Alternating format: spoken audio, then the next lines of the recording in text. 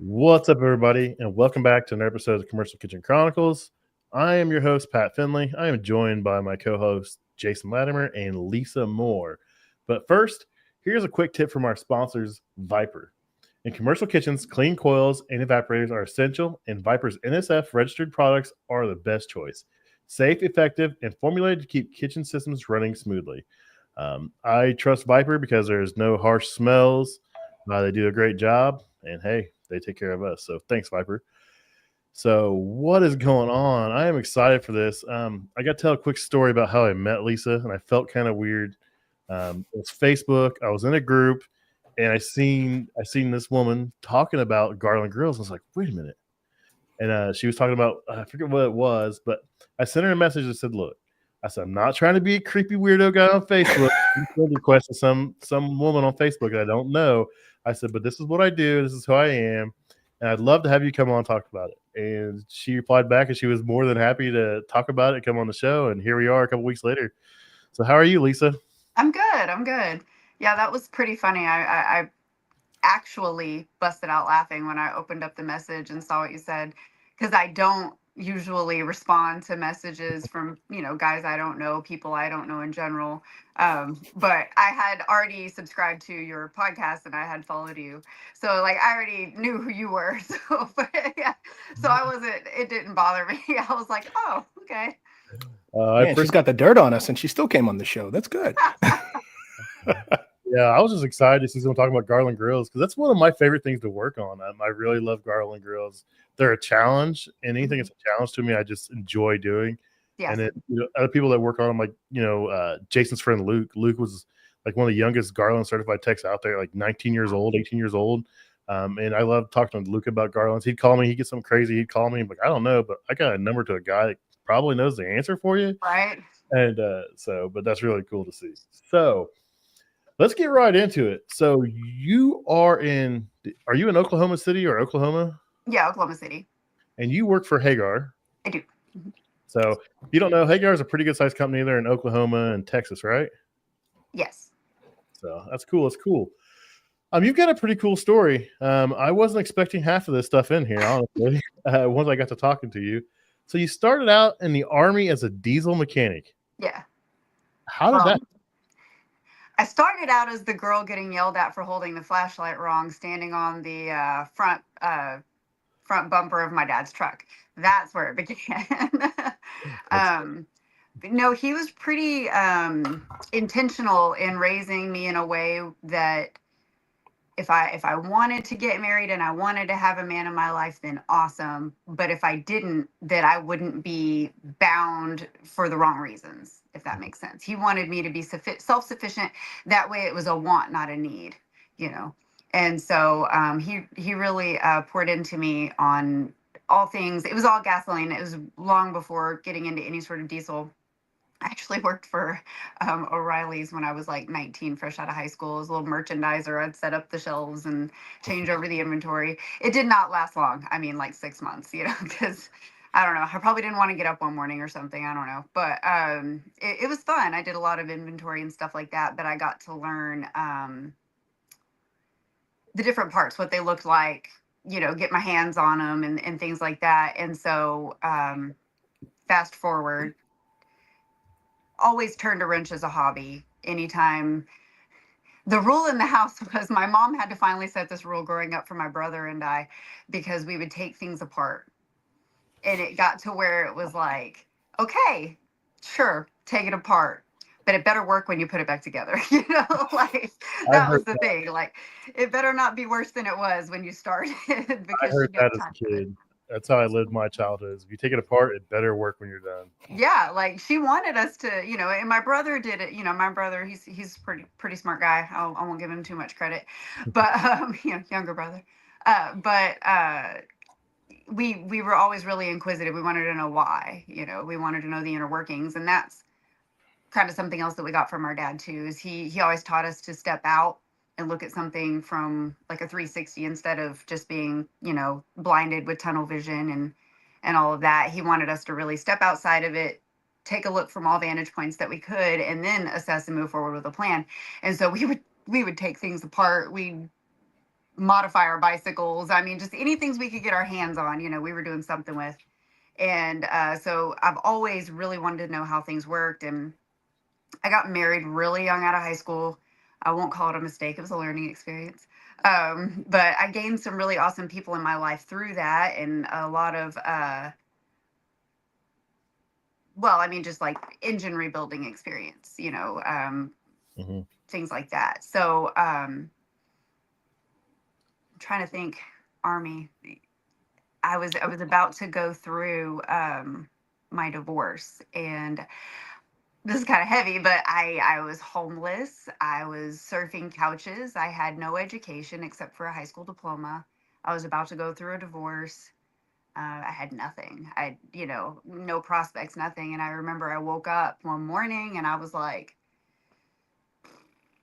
like I'm going to have to do something with myself, and I had a really good friend that had been in the Marine Corps active duty for 5 years. And then she had done 3 years as a reservist. Or no, sorry, National Guard. And I went and woke her up and I said, "Hey, take me down to the recruiter station before I change my mind. I want to go in. I want to enlist." And she was like, "Sleep it off. Tell me in 10 minutes." And so I was like, "No, you got to get up now before I change my mind. We have to go right now. I have to go right now."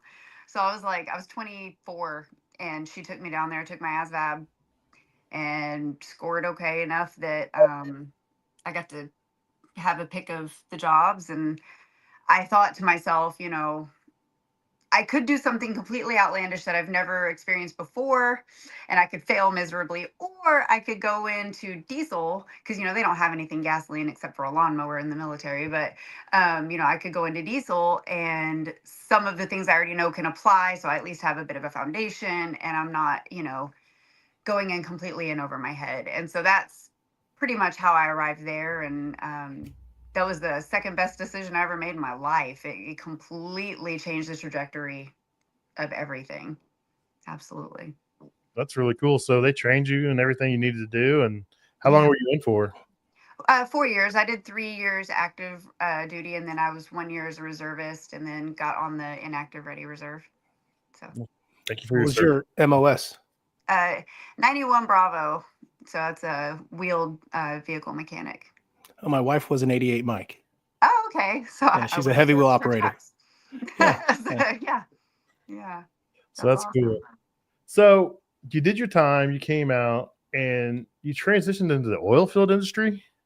Yeah. So when I first got out, I know it's big in that area. I know that because I've talked to some other people in that area, and it seems like a lot of people have tried the oil field industry because it's super popular in that area. Right. You wouldn't catch me on a rig. I mean, I'm 5'3" and 100 pounds soaking wet. You're not going to catch me on a rig. I can't even lift the tongs. Let's be honest. But I can do anything with the step stool and leverage. But I don't, I don't want all that. But a friend of the family worked for a fleet service, and they needed a mechanic. And so I applied and I got the job, but it was very short-lived. It turns out, and I won't broad stroke all of them, but it turns out that specific group of drivers were worse than high school girls.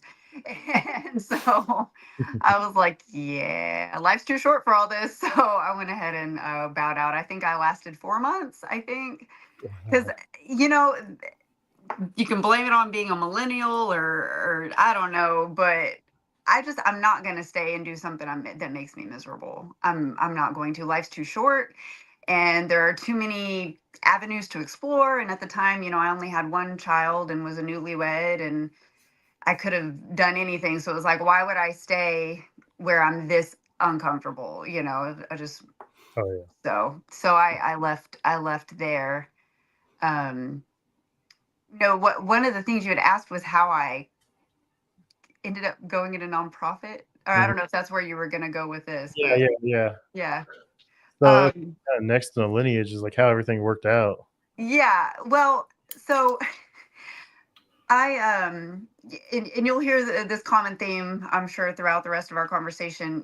You probably saw on my profile, I'm a youth pastor. I'm a minister. I actually graduated Bible college a couple months ago. But so that was not the life that I was living when my husband and I first got engaged and everything. And I was still working for that fleet service, and I had put in my notice and I quit.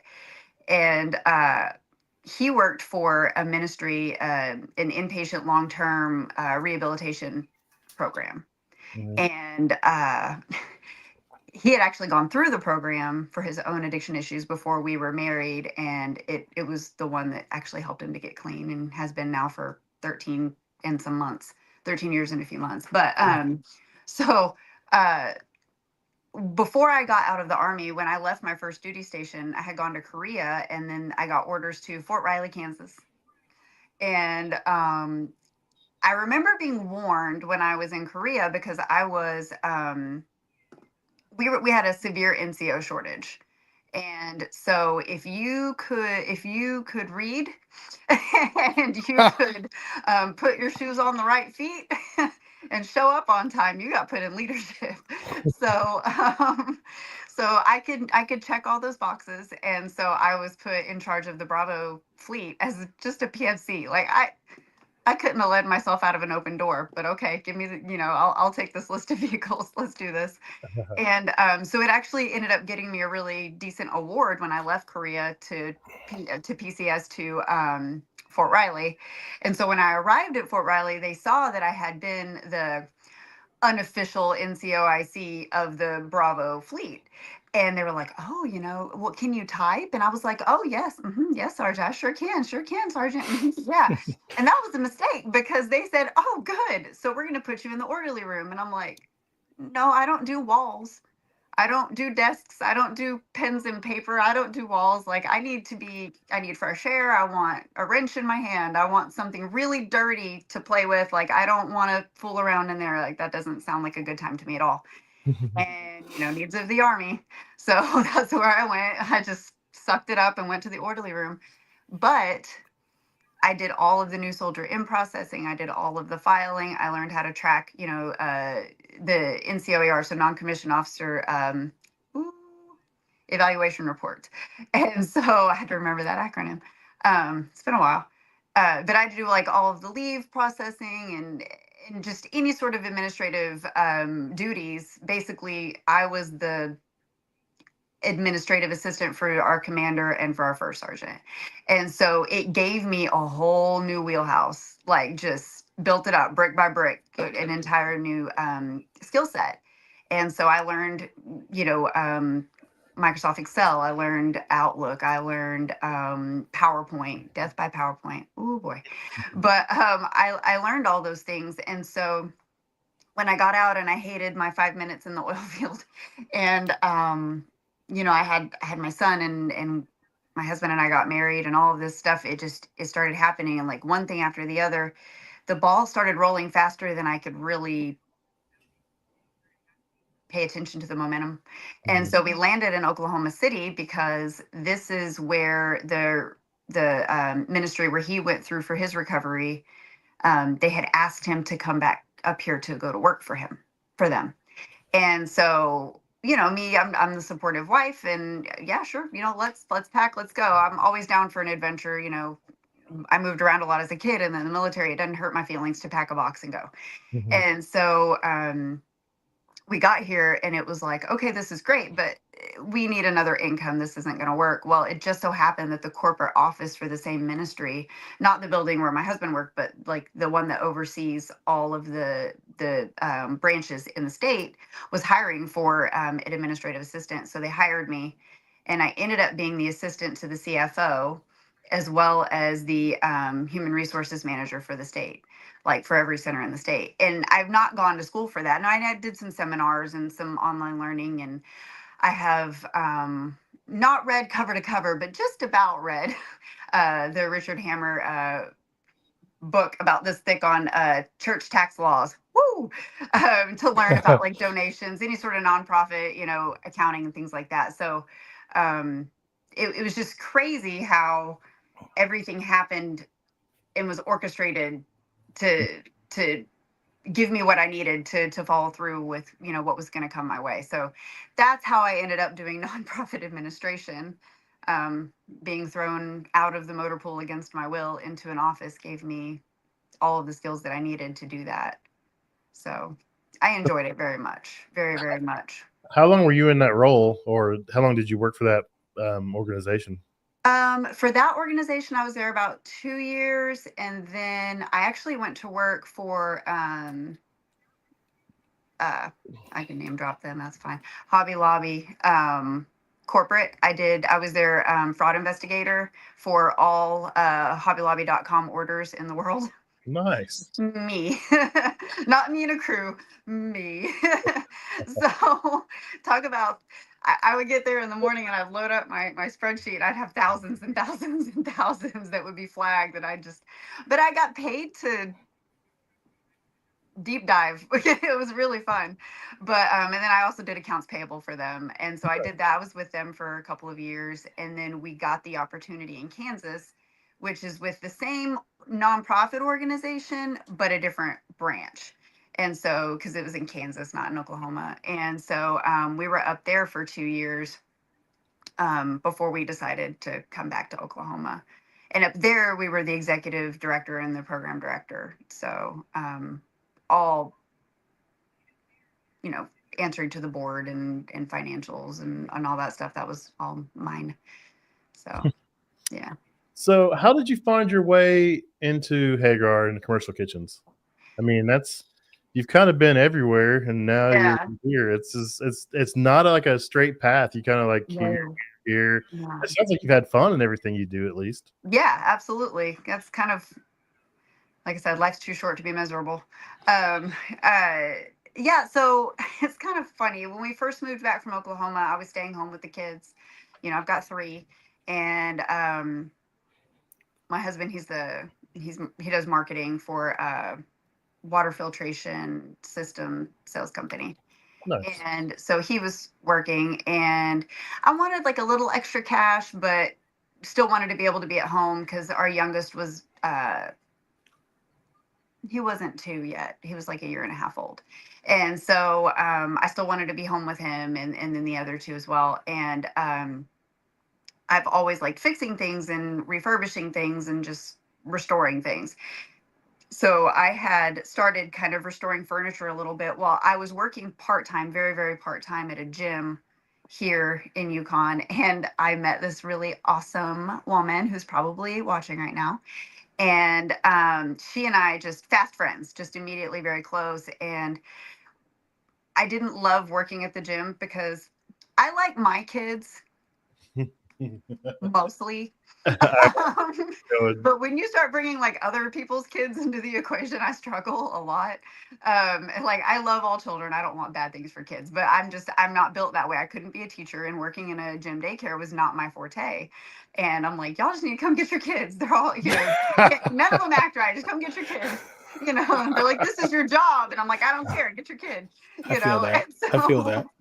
Yeah, I probably wouldn't have lasted, honestly. I don't know. I think they were pretty desperate for somebody to just work there. So I don't know. It's probably the only reason I lasted as long as I did, but I did not enjoy it. I enjoyed hanging out with my friend Amy, but I did not enjoy everything else.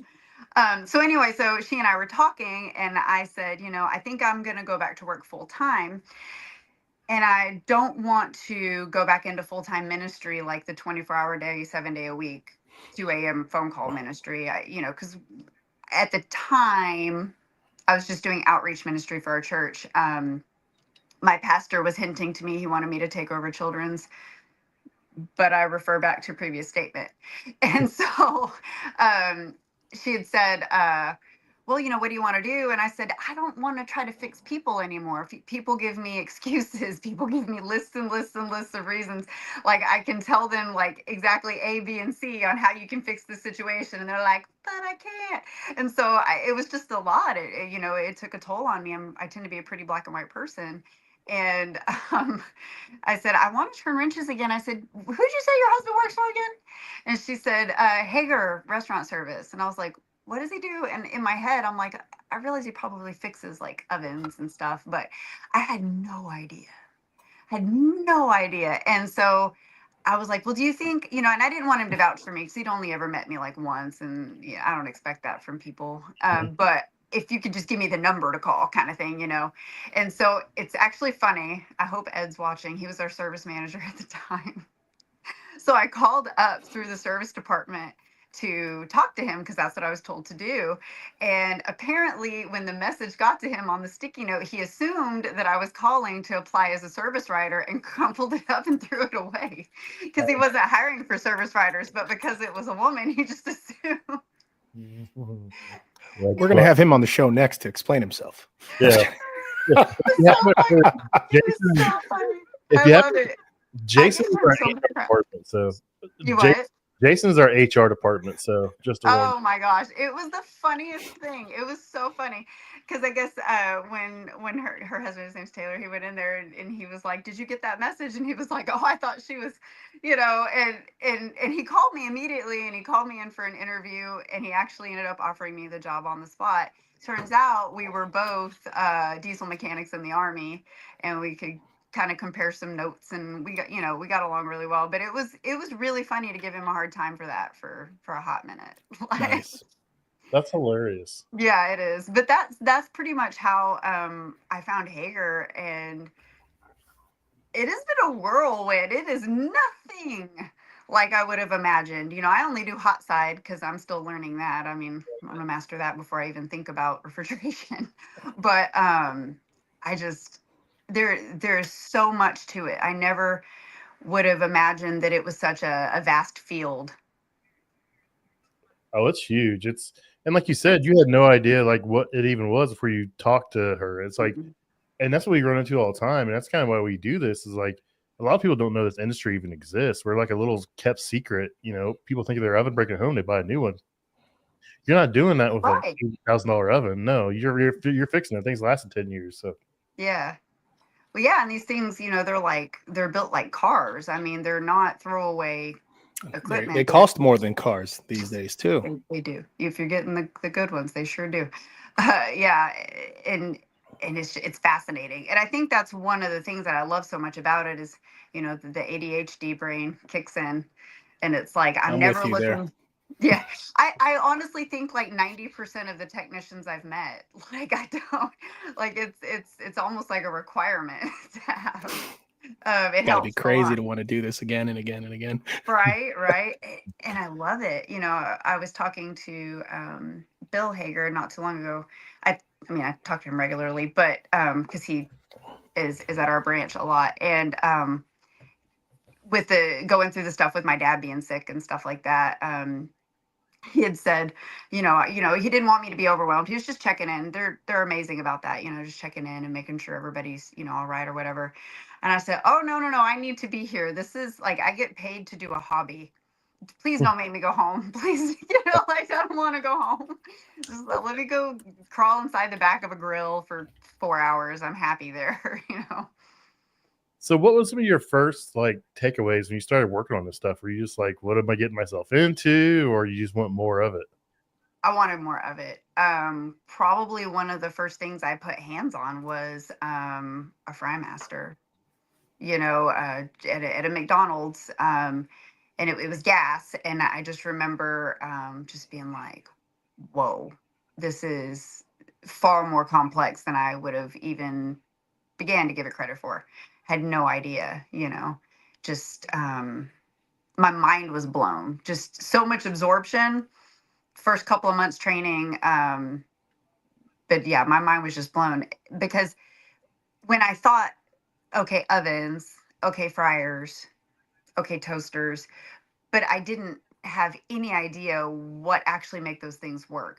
And so when we started opening things up and seeing like solid state relays and the different boards and the contactors and just, the electrical circuitry or the gas, circuit, like all of that, just, I don't know. It was just fascinating. I can't get enough of it, honestly.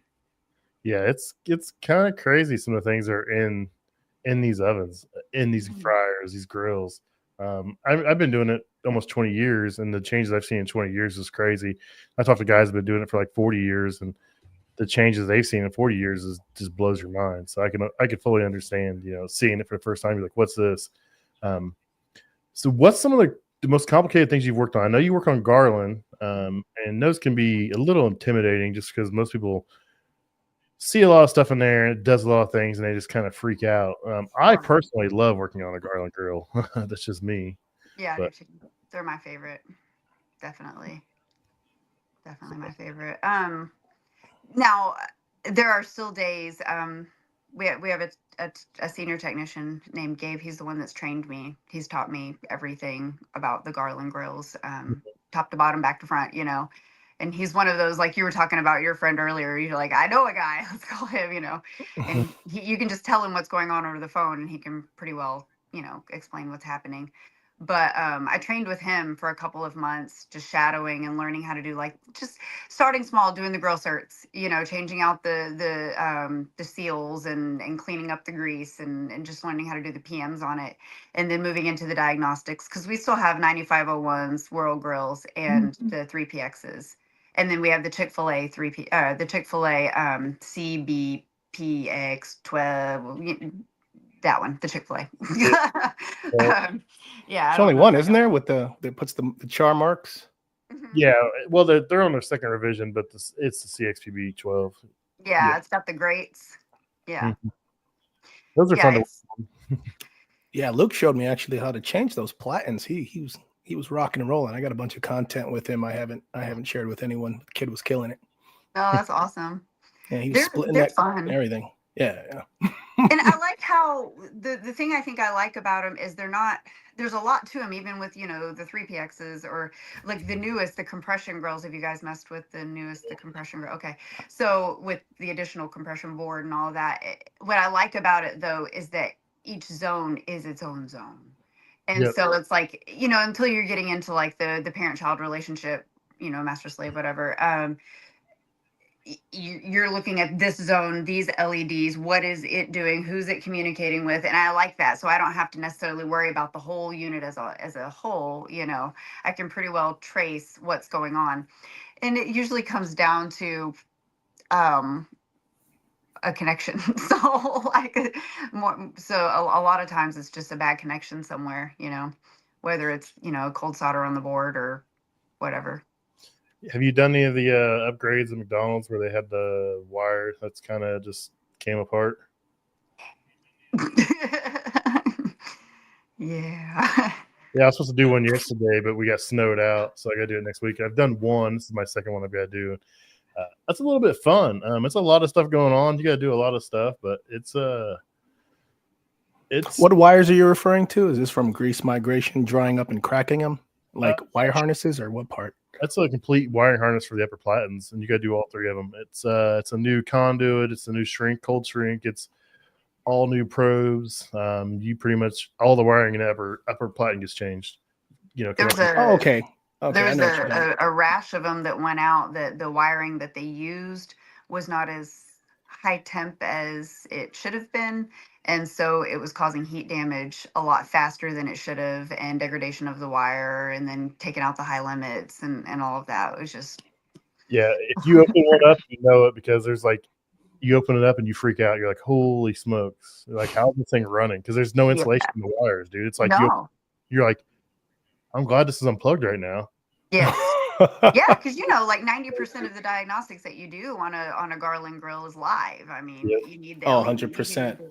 Yeah, all the new techs are like, are we going to unplug it? I'm like, oh, no, we can't. Well, good luck diagnosing it. We're not going to know you got to figure, does it have power? Does the start button work? Does it do what it's supposed to do? Wherever it stops is where the problem is, but we can't determine any of that unless this thing is on. Right. So it is what it is. It's, bless you for, how long have you been working on these? About a year and a half, because I've been with Hagar a little over 2 years. So that's cool. I respect that. That's great, because people are quite intimidated by that. And that particular model is the one that we were talking about, Pat, where I didn't understand what the shrink wrap was about inside. I pulled the thing out and it blew up in my hand like a Pillsbury. Yes. I have a video I made with the guys. We were joking about it, and it literally, I didn't know what it was. I'm like, what is this? And I called. I couldn't get a hold of anyone. Hours went by. I was doing other stuff. And then I pulled the string and it popped. And I was like, this is like a Pillsbury. You pop it, but once I popped it, it was done. I threw it away, And I couldn't get a hold of tech support, so I found out down the road that was what it was. And for the trouble, the at the time being new and whatnot, they were like, "Yeah, we'll just leave it as is." I'm like, "I'm sorry." So I've accidentally pulled it from the wrong end before, and completely like wadded it up. Yeah, it was donut. It's like great, cool. So, that was the only one I had in the service box. Rock on. Should I stop and wait for that to be, or should I get this going and get them cooking, right? Right. That's why one of the reasons I stopped, when you're, a brand new tech, and I'm still very green, but, brand new tech, you're learning what to and not to say to your customers, and things like, oh, it shouldn't take me long. I don't say those things anymore. I'm just like, it takes me what it takes me. I'm not going to jinx myself. It's like baseball. I'm not doing it. I got a question. So you said Taylor. Is that happen to be the Taylor that's the Fry Master trainer for Hagar? Yeah. Okay, so I've met Taylor. I know Taylor. Yeah.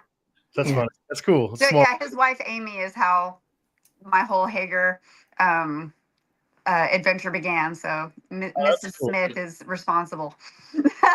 There you go. She's gonna be like, no, don't name drop me. How many states are they in? Just two. Just but two? We've got Tulsa, Oklahoma City, and then in Texas there's El Paso, Fort Worth, and Dallas. So. Yeah, Stuart rattled them all off earlier. Yeah, he's up at Tulsa, Stuart. He corrected me. He started rattling them all off. I was like, okay. I like Stuart. He's a good guy. I've only got to meet him like once or twice, but we know a lot of the same people. Just the internet's a wonderful thing for me. I met a lot of great people, a lot of good friends now. People I've never met in person, but if I need something, if I need help on something or try to figure something out, I know they're a message away and they'll help me out. So it's pretty cool. That's one thing I can. Sorry, say it again. I'm sorry. That's how I met Pat. So that's awesome. That's how this all came to be, because I reached out to someone on the internet. Right. Same thing with Rich. I see him on LinkedIn, and he was making posts. He was making content, and he worked for a sister company of me, and he was walking under a crane lift with no hard hat on. I was like, let's not do that, because if they shut you down, they're going to shut me down too, and I don't want to shut down. And we became pretty good friends ever since then. So. Oh, that's awesome. Yeah, I think that's probably been one of the coolest things since starting in this field, having worked in other maintenance fields. Not everybody wants to share their thoughts and their ideas and their knowledge. Some people want to hoard their knowledge. I have not run into that. I just have not run into that. Like, honestly, everybody that I work with, everybody, like, I can't even think of one person I wouldn't lump into that, is a phone call away, or, whatever you need, just let me know. And it's not just me, but any of the newer technicians that come in, we're pretty good about answering each other's phone calls and helping out where we can. And that's been really cool. Like, when I was a brand new tech, and I had like a screwdriver, it's like, yes, we supply our own tools. This is my tool, and, next thing I knew, all like the technicians were bringing me like stuff they didn't use anymore, but they still had it lying around, like, I don't know if Chuck up at Tulsa, he works with Stuart, but he works on the Garland clamshells as well. But I really needed an impact and drill, but I could not afford it. I had just started the job, and I couldn't afford to pay attention. And he was like, I got some new ones here, you can have these. And I was like, well, do you want, can I pay? And he was like, no, just take them. And I'm just like, bro, okay, thank you. But they're like that with all of the new technicians, and just making sure that we're set up for success, not thrown out in the deep end, sink or swim, Yeah, I've noticed that about this industry. Everyone, you still have your guys, your old curmudgeon guys that, are grouchy or whatever, but Curmudgeon. most people in this industry they're trying to help people out, because they realize that it's shrinking so fast, and like, they don't want to work a million hours anymore. They want to, they got right. Family, and they're trying to help, everybody they can grow and get into this industry and succeed. And I think it's a really cool thing. Yeah, it is. It was refreshing. It was probably because I was nervous, coming in at 38 years old when I started there, and hadn't been in maintenance for the better part of 10 years, other than fixing stuff at my house or working on my own vehicles, and so I was nervous. Like, okay, are you going to get in there and not remember anything? Are you going to even be able to tell socket sizes? I was just really nervous. Like, I don't know what wrench to use. And so, but it was just so friendly, like Mm-hmm.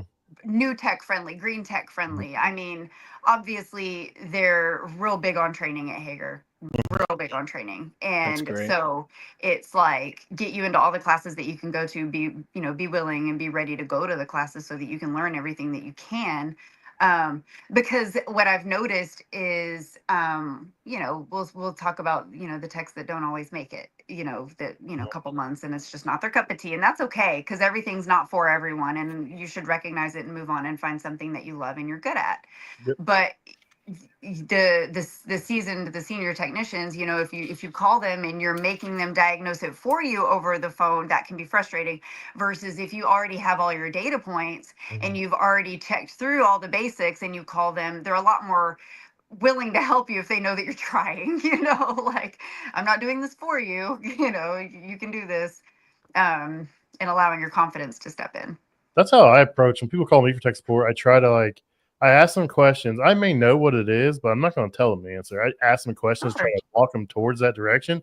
And most times they never call me back because they figure it out on their own. And then they're more likely to remember it that way versus if I just give them the answer, they're going to call me for answers all the time. If I teach them or I walk them to it, they're going to remember that and they're less likely to call me back.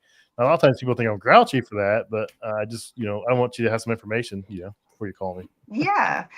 Well, and that's the other part of it is I have a lot of gut instinct, So when I was training with Taylor, so it was in my first couple of months, we had gone to this bakery and I knew nothing about commercial kitchen, anything. I was so brand new, probably my third, fourth week, and I could slightly identify a thermocouple.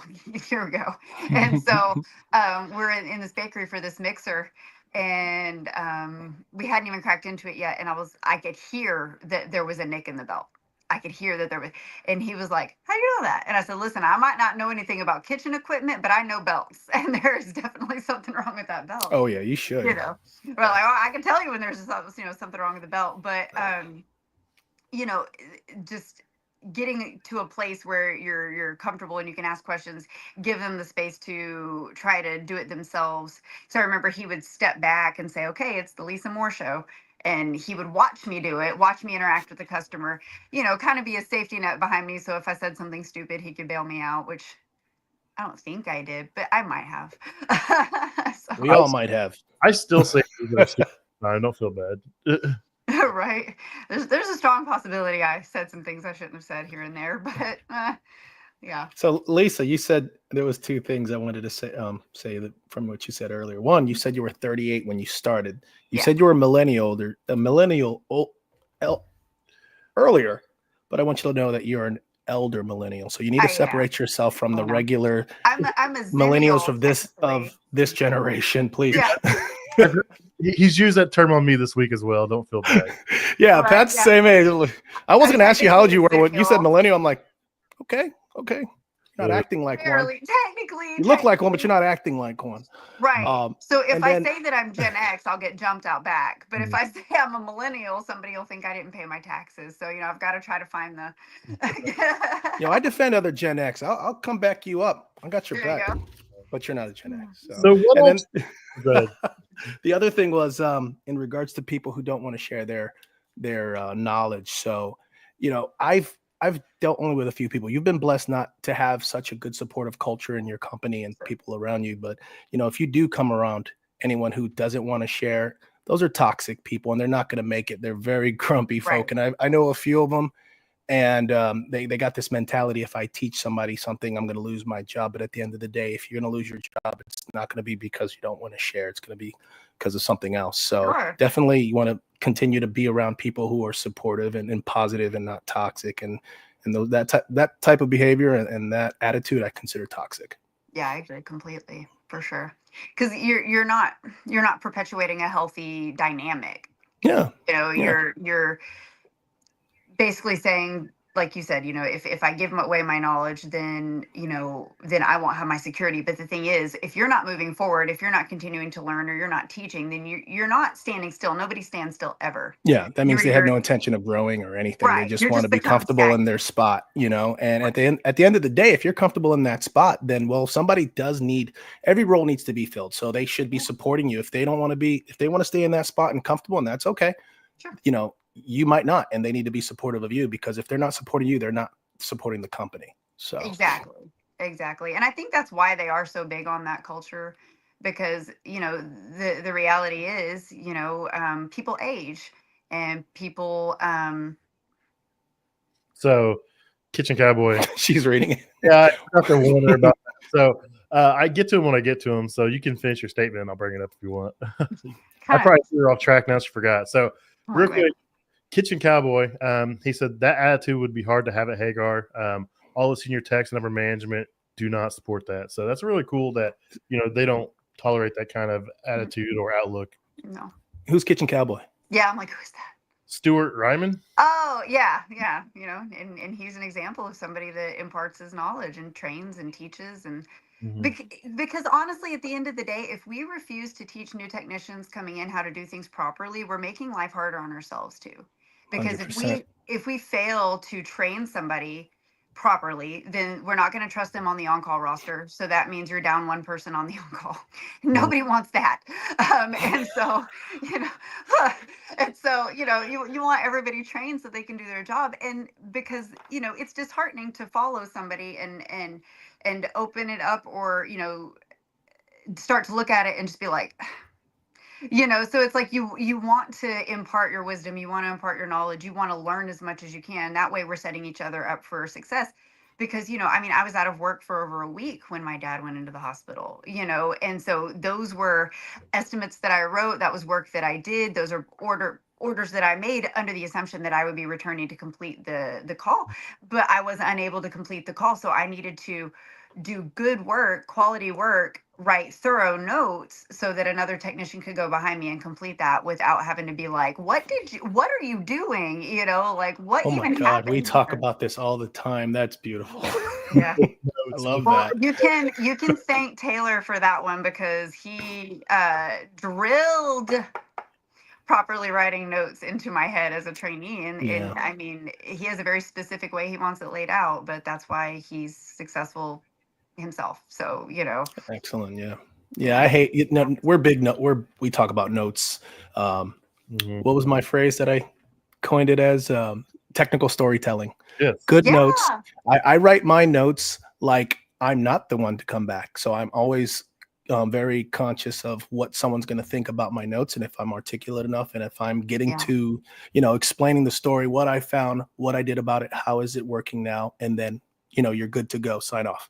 So when people have these ambiguous, vague notes, and then they don't end up coming back, and I swear sometimes the people who have the worst notes have no intention of coming back, and they just don't care. But whatever. I digress. But yeah, notes are a big thing, and a lot of respect to you if you're considerate enough and showing the next person, if there's a next person, the professional courtesy of doing good articulate notes. And that, we talked about those notes are not just for yourself, for, to cover your behind, but for the next person, for the customer, and for the manufacturer. If there's warranty involved, they're going to want clear and articulate notes and whatnot. So, if you're learning it this way, you're learning it right. So for sure. Yeah. Cause and the bottom line is the customer, because if we want them to keep calling, if we want them to keep using, our service company, we don't want to have to go out and re-diagnose, because we have no idea what the previous tech has already done.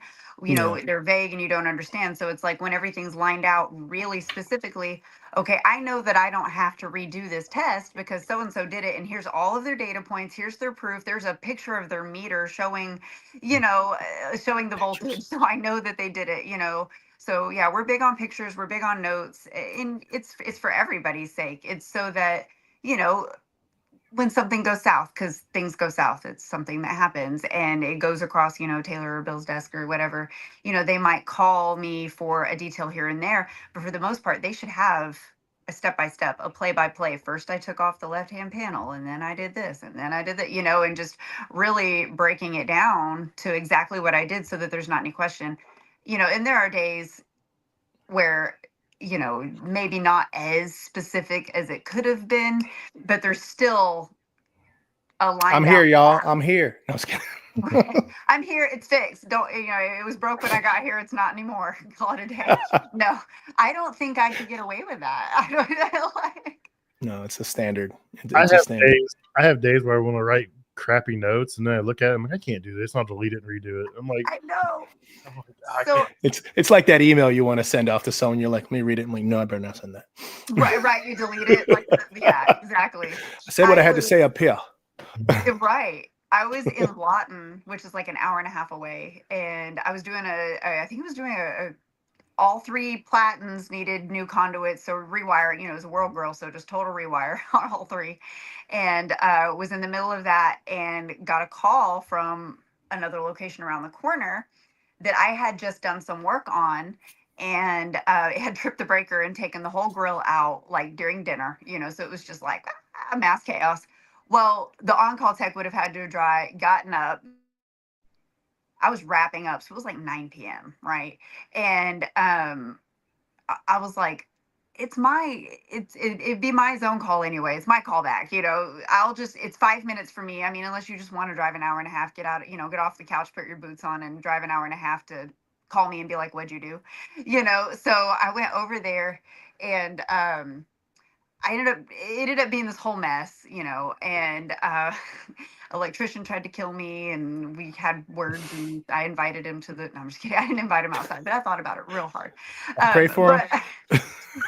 Sir, I cordially invite you to the parking lot to discuss how you just shocked my hand. I would really like to discuss on what you're allowed to touch and what you're not. And that grill is one that you're not, But so by the time it was all said and done, it was like midnight, and I'm exhausted. It had been a very long day. My in-laws happen to live in Lawton, so I called my mother-in-law and I'm like, is your guest bed available? I don't even care if the sheets are clean. I'm just gonna pass out and then go, roll back to the shop tomorrow morning anyway. So I get to her house, and I was like, I'm not doing notes. It's late and I'm tired, and I'm not going to do it. I can do them in the morning. Nobody's going to read my notes at midnight anyway. And I tossed and I turned for 20 minutes, and I grabbed my tablet at like 1 a.m. and wrote my notes begrudgingly because I just couldn't not do it. And then slept like a baby, right? Because I was just like, I know I'm wrong. That's I know fun. I'm wrong, and it was just like, oh my gosh.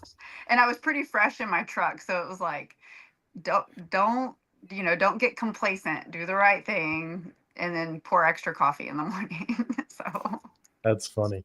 So you've done quite a few manufacturer trainings. What's some of the manufacturer trainings you've done, and what's been your favorite so far? Okay. So I've had 2 Fry Master classes. My very first one was Jackson dish machine. I like those. Yeah, I don't mind them. I like them. I like dish machines in general. I'm the only tech in my branch that likes working on dish machines. Everyone else hates them, and I don't mind them. I'm like, whatever, it's something different. I'll do all dish machines. Right. I mean, I don't like jump for joy, but I also don't hide. Yeah. So, they're not there's only like so many things on that equipment, that can go wrong. So. Right. And I've had some of those Murphy's Law jumping up and punch you in the mouth type situations with dish machines, and it's just like, oh, okay. But so yeah, the Jackson, the 2 Fry Masters. I did the online garland, and I went and did the hands-on garland. Turbo Chef at the Mick. That's pretty good. I'm jealous about that. I'm trying to get down there. I'm sweet talking Isaac right now. Yeah. Isaac's actually going to be a guest on in a couple of weeks. So oh, sweet. Yeah. I want to go down there and check out the mix so bad. I keep seeing him post all this stuff. I was like, dude, I gotta come see you. I'll figure out a way to get down there one way or another. So. Yeah, I've gotten to go twice. I went for Turbo Chef when he first came on as the training guy, and so he didn't teach the Turbo Chef class. It was Roy from Turbo Chef that taught the one that I was there for, but Isaac's teaching them now. But then I got to go in September. I went in September for Middleby Marshall. to, so yeah, oh my gosh, that training room is you've seen his pictures, those orange lifts that come out of the floor. Yeah. You get spoiled to it because I mean you're trying to work on a turbo chef in a Subway, and I mean you're like trying to fit between the proofer oven or the bread holder and just fighting to get to it. But in that training room they raise up on those lifts, the orange lifts, and the tabletop spins 360. So, and then he's got cameras that he can zoom in. So like when everybody's at the tables, he can zoom in from different angles so that you can all see what he's doing on whatever unit he's, training on. It's really cool. It's really neat. So, but as far as my favorite,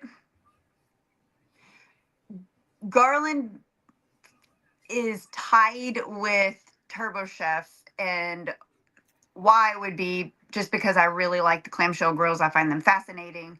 And I enjoyed the class with Bob Gray. Like I learned a lot from him, in the interactions. You like speed ovens? Huh? You like speed ovens? I liked the training on them. No, I don't mind working on them. I actually like microwave circuits a lot. Microwaves are my second favorite thing to work on. So I want nothing to do with them. Like those I've worked on Garland Amanas for a long time, and they're pretty simple. I mean, on Amana, you're changing out the latch on the door, the switch, some fuses, the ceramic plate, like always. Board, board, But the Turbo Chef, the Mary Chef, and those speed ovens, man, I really want someone who knows what they're doing to work on them. I can't. A bug. There's just too much going on with them. I just, so many things I've worked on. It's just like, you need to send someone who works on this all the time. So bless you for that. Well, that's what I like about the Turbo Chef training, though. Like the thing that I liked about it was we literally sat down in class and we got to put our hands on a bunch of different, units or whatever, the different models. But Roy went through, and I think Isaac does it in his training as well, went through error by error. And for each error, he tells you the only components that it could be and how to find it. Like, it was amazing. And so, like, I sit here and I've got this, and it's falling apart now. And so I got some digital stuff from Isaac to replace my handwritten ones that are disintegrating in my truck. But I mean, all I have to do is I show up, like a double batch at Panera, which are my least favorite of the Turbo Chefs. But I just go find the error that it's having. Roy told me exactly what to check. Like, there's not a lot of guesswork. I can't stand guesswork. I want to be able to defend my diagnosis. If I can't defend my diagnosis, I don't feel like I should be working on it by myself yet, kind of thing. Respect. And so he took all of the guesswork out for me. And so I know that if it's giving me this error, it can only be this. And so if it can only be that, if then, and that keeps it really simple. And so I really appreciated that training for that. And Isaac actually did something similar to that on the Middleby Marshall. Now that I think about it, he went through each error, because we went over the CTXs, the WOWs, what's that new one? The X70. Not sure. Do you have digital go? Those are what I call go no go trees. Yes, no, yes, no. If it does this, you have all that digitized. You said? No. He just sent me some like slides. Oh, okay. But no, I would say, here's my email. Send those to me. Right. I can slide those to some technicians I see struggling on some of the stuff that I need fixed right away. I'm like, hey, here you go, guy. Right. Girl, here you go. No.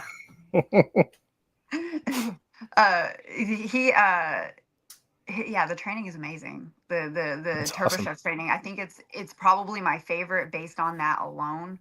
But as far as really getting to dig in, and because I mean, in the Garland class with Bob Gray, he had us split into two groups with the compression grills, and we got to break it, and then the other crew had to come in and fix it. Yeah, that can be dangerous. Well, we did it in the Turbo Chef class too. Roy had us do the same thing, but we were stumping him. So the whole class got together and brutalized a double batch. And he had to come in and he had to diagnose it for us and explain to us how he arrived at each step. And I'm trying to remember, I don't know, you probably don't know Robert, but uh what did he take out? He took something out of a gear motor or the blower motor. I don't remember. He took something out that you can't see and that you wouldn't like really know to look for. And it took Roy a minute to find it, but he did eventually find it. It was pretty awesome. But yeah, he broke it real good. He broke it real good. But we yeah. we had Turbo Chef training a couple weeks ago. It was pretty good training. They came in. Actually, it's been over a month ago, and I still got their stuff sitting in my warehouse. I'm about to hook it back up and start using it, but it was some pretty good training. I was really impressed. I think it was the same time that they were doing a training at the MIC on Turbo Chef, so it was really good training. They do a really good job, that's for sure. Yeah, it was thorough. It was really thorough. But, what are some of the challenges you come across in this industry? I mean, I don't think you can you probably handle them better than most people. It seems like you've done a lot of different things in your life, so you know how to overcome, things. So what would be a challenge or something that you've had to overcome? Do you mean like physical challenges Be or physical or whatever. I mean, just whatever you see as a challenge for yourself. It can be a physical. It can be, struggling to learn something or anything like that. sure. Plumbing? Not the concept of plumbing, but I'm not a large person. I don't have the Leverage. biceps might appear massive and well toned, but no, I've got the upper body strength of a kitten. It's not good. So I have a 4.5 foot cheater bar black pipe. I found it in the shop because the threads were all dented in. I was like, ain't nobody using this, and I went and threw it in my truck. So I call it the equalizer. I have a 4-foot 2-inch copper that's just mangled that I use for a cheater bar if I have to. And if I got to use that, it's a bad day. Generally, I break something. So right. Well, I had gotten my butt handed to me twice on Frymaster High Limits.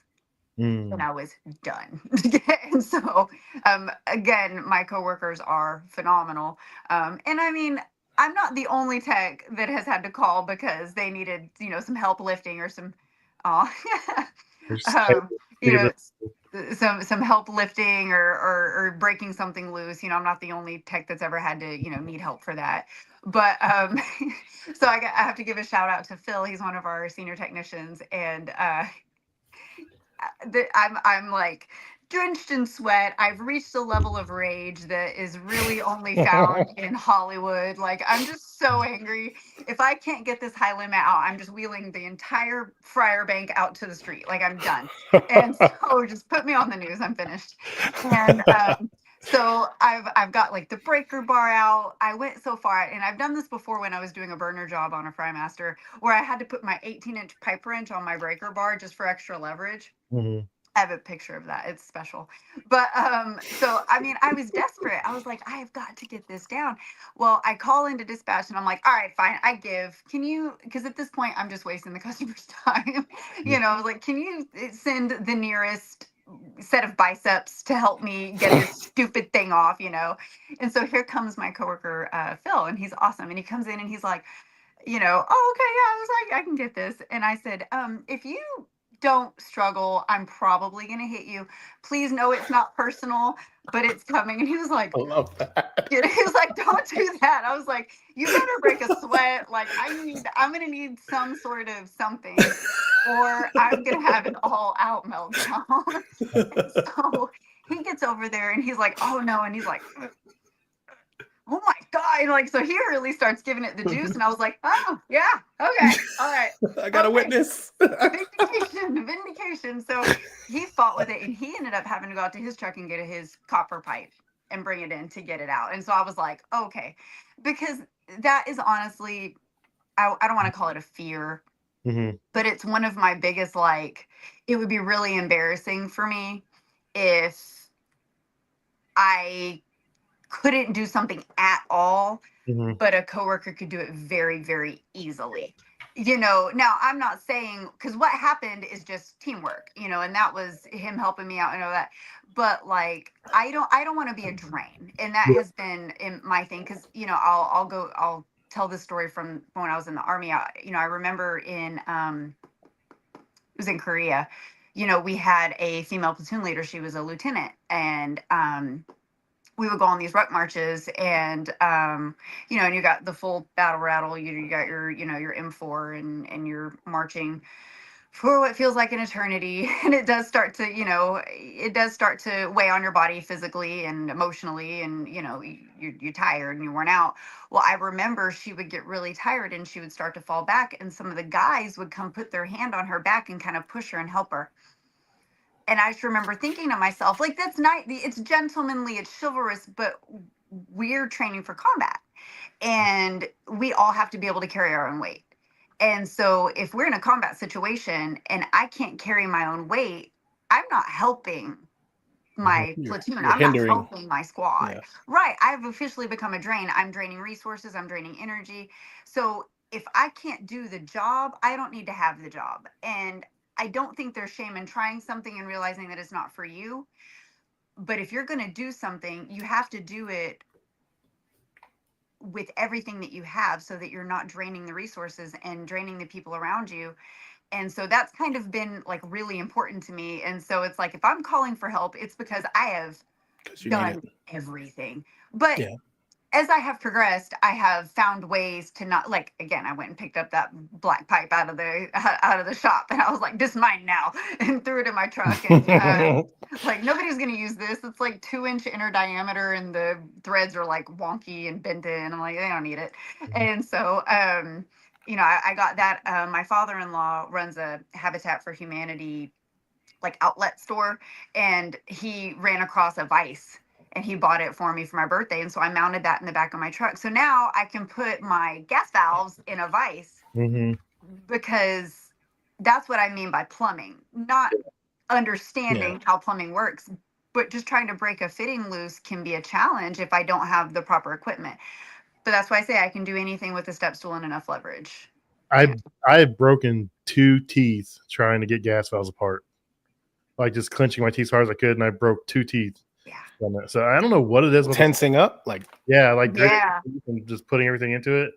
I felt them pop, and I was like, oh, both times I knew what I did. I was mortified. It takes everything out of you. Like, I mean, I do not know how they get those gas valves so tight. I don't understand why. And it's not Frymaster. It's the Pitco ones, the ones I have problems with. They are just absurd. Yeah, like the millivolt. Yeah, the millivolt. Yeah. I think it's because they assemble as an assembly, and then they just crank the living crap out of them, and just every single time. So, Lisa, what kind of vehicle do you have for work? I have a Nissan NB200. I hate those. They're long and weird turning. But anyways, originally was asking is because you mentioned a vise in the back of the van, and I had a Chevy van, and those came with like this extension plate that slides out, and it's flat. And I would go and get the $29.99 little vise from Home Depot, drill the holes in there, and that sucker slides out. That's a lifesaver having that. And now they have this new joint. What's it called? You don't even have to have that pipe vise, the red one. Yep. You can get them in different sizes. They're light. They can go anywhere in your truck, and they have the base that sticks out far enough for you to have leverage. You don't have to mount it to anything. You can work with it anywhere. It's Pipe Vice makes it. It's called the right? big. Am I saying that right? Yeah, it's the Bigfoot. It's got a big platform, big base. Yeah. So did you say the NB200? Is that the little one? What are they? 400s? The long ones? It's the little one. Our cold side guys have the big ones. She's got the. She's got the little, like what do you call the Ford ones? We call those the little Vespas or whatever. The Transits. The little Transits. They're like those, right? Yeah. So Luke had, I think, one of those. Those Nissan ones. We'd be zooming around town. Now, those are like little cars, and a lot of the guys who. Yeah, a lot of the guys who. Before we were holding people to having ladders on their vehicles and stuff like that, they were like, hey, I live in an HOA. And they're like, all right, well, guess we'll give you the Transit so they can get out of climbing up on any roof or anything, unless there's a roof hatch or something. Lucky dog. That's like the one thing that makes me scared to ever cross over to cold side. The thought of having to climb up on a roof makes my stomach hurt. Well, how tall did you say you were? 5'3". All right. Oh, geez. Yeah. So let me just, So in regards to your height, you'll have to use your leverage and balance if you get a ladder, and you'll have to get like a blue light ladder, extension ladder, or because those fold out ones, like the aluminum ones that are Yeah, it's just gonna like the leave. Gorilla, they're heavy. They're Mhm. wicked. They're wicked awkward and heavy. Yeah. And it's windy here. Yeah. I mean, it's very beneficial for you to pick up cold side HVAC refrigeration, because once you get you master and you get pretty proficient at what you're doing on hot side, it's all the same concept outside of the thermodynamics and the refrigerant stuff like that. It'll behoove you to get your EPA license. It's good money. It's just another reason to give you another raise and just makes you that much more valuable. But yeah, 5'3" on a ladder and a good gust of wind, you're a kite. With a fear of heights. So just sprinkle that on there. I got a step ladder for Mother's Day. My husband was like, "What do you want for Mother's Day?" And I said, I need a step ladder for my service truck. Like, that's what I needed. So he and the kids went and got me a Cobalt step ladder. And I was nice. Like, yeah, it's exactly what I wanted. But no, so a story from when I was brand new. First in my truck, I roll up to this drive-in restaurant, and I go inside. The issue was their hood vent, and I did the little test with the thin paper, and we have nothing. And I could hear it again. I could hear there was something wrong. The bell. The bell. I'm like, oh, something is amiss. And then I was like, I'm gonna have to get on the roof. You can do this. You're an adult. You're a grown up. You can do this. You can do this. And so I go outside, and I'm standing there, and I'm looking at the ladder, and I'm like, it was a fixed ladder to the building? It was fixed, yeah, to the building. Girl, get up there. But here's the thing. So I climb up, right? And I'm like, I can do this. I'm all right. Well, I get eyeball level with the roof, right? And I realize the ladder's flexing. And I like looked wobbling? to my left and I looked to my right, and I was like, I'm not doing this right now. I'm already up here. So I hop up on the roof and I go look. The belt's busted, which I already knew. But originally I was like, oh, I could probably just run down and, find him a... No. And so I looked in there. I'm like, yeah, belt's busted. Okay, cool. So I go to come down, and I put my foot and kind of like push at it a little bit, and I can see. And what they had done was they had taken like PVC and like bolts through the PVC and like that roof putty stuff. Mm-hmm. And that's how they had affixed the ladder to the building. And this sucker was like wiggling. And so I'm not even ashamed of it. I'm just going to say I called my husband, and I was like, you might have to have my mail forward. I might just live here now. Tell the kids I'll miss them, see mommy on Google Maps or something when the car goes by. But like, I don't think I can ever come down from here. I think this is it. And he said, well, if you call the fire department, you'll never live it down. And I'm like, ever. No, I'll have to quit. I'll have to move. I'll have to change my name, And so I'm sitting there, and I'm like, okay, I can do this. And then, but I'm like, this thing is wiggling, and I don't think it's normal. So I took like a quick video of it wiggling because I was freaking out, and I sent it to Taylor. And then I'm like, oh my gosh, quit being a baby. Just quit, And so I get up, and I'm like, you don't weigh that much. You're not going to pull it off the side of the building, I hope. And so I start climbing down, and I'm shaking like a leaf, and I get to the ground, and I'm like, okay, thank you, Jesus. Okay, thank you. And then my phone rings, and he was like, it was Taylor. He said, please tell me that you're not on that roof anymore. And I was like, no. And he goes, do not go back up there. He was like, that ladder is not safe. And I'm like, I'm so glad you called once I was on the ground. Holy cow. Because if you had called me and said this while I was still on the roof, you really would have had to have like a helicopter come get. You would have been all right calling the fire department, and hopefully no one catches it on the news. I've been there, man. When I first started doing this, I was scared of heights. And I've always been scared of heights. I just it doesn't bother me now, but like I had a 24-foot extension ladder extended all the way up, and it barely just reached the edge of the parapet wall, and it was a 4-foot drop here. And like I jumped over, and I didn't bother to look and see if there was anything I could stand on to get back over. And I was like, how am I getting my big butt up on this 4-foot parapet wall to get to my ladder? I was like, I'm calling the fire department. It was like it was on the roof of an AT&T wireless building in Greenwood, Indiana. I remember this day, dude. I was like, I have to call the fire department. I'm gonna be stuck up here. This is gonna be so embarrassing. If they can get the cat out of the tree, they can get us off a roof. Dang it. I ended up getting down, but I was like, I'm done. I'm not doing this. So, Yeah, we put it in the notes. Returning tech will need to bring own ladder. yep. Now I look, if there's a parapet wall, I always look. I'm like, is there something to step on? Is there some blocks up here? Is there a bucket or something I can stand on? Okay, Right. I'm good. How tall are you, Pat? 6 foot.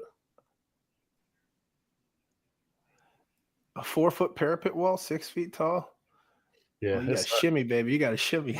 Oh yeah, and I'm not a little guy. There's not much shimmying going on. Oh, Shaq says. Yeah. That's fun. So, if someone would come to you and ask you what you do for a living, what would you tell them? If they're interested in doing it, what advice would you give them?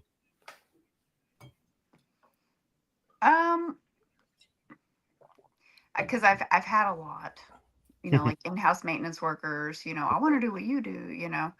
And I usually just say, don't overthink it and don't think yourself out of it. Mm-hmm. Because with a company that is so invested in its technicians and really focused on training, if you have the aptitude for it, you can learn this. So I just say, I've said it to a couple people, don't talk yourself out of it. Don't tell yourself you're not smart enough. Don't tell yourself it's too hard. Just try it. And fill out the application. You might not get the interview, but at least just fill out the application and see. The worst thing that could happen is no phone call, or you start the job and you go, actually this isn't for me, and you choose to go another way. But I wish more people that were mechanically minded knew about this industry, honestly. Oh, that's great advice. I mean, I didn't think I'd do as well as I do in this industry, coming from an electrical background. I was an electrician. And I think I'm like my son. I've got that "you're not gonna beat me" mentality. Yes. I'm not gonna let it win. And I stick things out to the end, but I also will look up information. I will call somebody. I will do everything I can. But yeah, it's a great career. It's a lot of fun. I enjoy it. I just took on a new Goliath. And it's really not that much of a Goliath. It's funny, the things that intimidate us, because it seems like for every technician, it's a different thing. I'm not intimidated by the Garland grills, but you put me in front of a BIC and I'm just like, oh, the blending cup frappe machines. And I'm like, well, the tech that usually works on them has been out. And so they were stacking up, and so several of us went out on them, and I even teased Taylor. I was like, I thought we were friends. Like, why would you do that? Just messing with them. Like, there's going to be retaliation for this, But the thing is, I texted him when I got there, and I was like, you know what? No, I am so tired of being intimidated by these things. I want you to give me as many of them as you can. Mm-hmm. That way, and he's like, are you serious? And I'm like, I don't want anything to have one on me. Like, I don't like being overruled, by anything. I don't want to be outsmarted by any equipment. I'll learn you from the inside out, and then I'll own you. So that's kind of the mentality for that. So he's been sure honoring what I asked him to do. And I was like, do I regret that statement? No, I don't. No, I do not regret that statement. I do not. So do you keep those BIC motors, at least 2 in your truck, and the shafts? So we run with service boxes per equipment. So I don't know like how go many boxes per manufacturer or per customer. Like we had Panera boxes when I was at Panera. We had McDonald's boxes, Burger King boxes. So it's per manufacturer, sort of. So like, for instance, we've got like 2 World Grill 9501 go boxes, and then we've got like a Garland range and griddle box, and then we've got the 3PX box, and then we've got the Chick-fil-A specific box. So like, some manufacturers, there are different boxes for different models, just because of how the frequency, that we work on them. But for the most part, we just have like a go box per manufacturer that gets sent out. And then if you're local, the shop's right there, and we have the warehouse with our parts department. Yeah, so those big beverage in a cup frappes, when the person who taught me how to work on those, I didn't get a formal class at first. So when you take the cup holders off, you you take the front cover off, you get to the motor. So the guy who showed me how to do this was like, hey, you got to unscrew those screws inside there, pull them out. And then when you want to put the screws back in, you take a piece of paper, you stick the nut in there and you put it down. It was like 6 months. And then I was like, wait a minute, this plate comes off the front of the dang gum motor. You know, I'm in there trying to, and it ended up being between the BICs were my favorite thing to work on. I kept the motors in the car. I kept the extra shafts. If the warranty wouldn't, they always wanted the shaft. Right. They always wanted the shaft back, but not the motor. But BICs, I remember being taught wrong, and by mistake, I messed with it, and the thing unhooked, and I'm like, Jesus. I'm like, why didn't anyone show me how to do this? But because once the dude left, I was that guy. So they're like, oh, send Jason on it. So I'm knocking these out. But I'm like, man, okay, this is the part. And then I was training other people. I'm like, this is the part where you got to take the 3 nuts, and you got to grab a napkin, stuff it in the socket, drop it in there, and then you catch it. And that just goes to show, if you're not trained, I'll say I wasn't trained right at the beginning, but I didn't want to be defeated by this piece of equipment. So I just got really efficient at doing it the way I could figure out how to do it. You find a way. Yeah, you find a way. And then down the road, this thing was loose, I guess, from the last person. It came off, and I was just staring at it like I blacked out, like, that guy doesn't work here anymore, but I'm going to find his number, and I'm going to give him a call and be like, like Liam Neeson, I will find you. Yes, I will find you. He knocked on his door in a thunderstorm. I got my first introduction to, they used, an object, because you're not supposed to use an object, period, to clean out, like if you suspect a clog, in the drain. Yeah. And they had not only used something, but they had used something multiple times, and quite vigorously, if I say so. They had put like some major slashes in this drain hose, and so all the product that was draining down was going inside of the unit. And that was what I sent the picture to Taylor and told him that there would be retaliation for this. Can I tell you a trick about clearing out those Bics if you're not aware of it? So don't stop me. Someone will want this piece of information. What I do is I open up the trays. I remove the 2 trays from the BIC. I remove the center tray. I grab my wet vac, and I go around the back. I pull the hose out of the back that goes in the drain. I stick that into the wet vac. So what I do is I run the wet vac. I have all 3 of those open. I take 2 pieces of paper, clog it up. I will stuff it in each of the drains of those 2 where the cups go. That will force the center to get sucked out. Then I'll take a piece of paper. I'll stick it in the middle. That causes the right one to suck out, vice versa. So if you're sucking through all 3 of those and you clog 2 out of the 3, if it's a powerful enough wet vac, it'll just clear that line, and you can just clear the other one. That's a quick way for me to clear the center and the 2 drinks. You just have to pull the bottom trays out and the center tray out, and just stop 2 out of the 3 holes from draining, and just let the wet vac clear 1 hole and just do the other 2. Gotcha. So that's a little trick I learned. I didn't have a wet vac, and the store normally does if you don't. Well, it was just me and a hose and effort.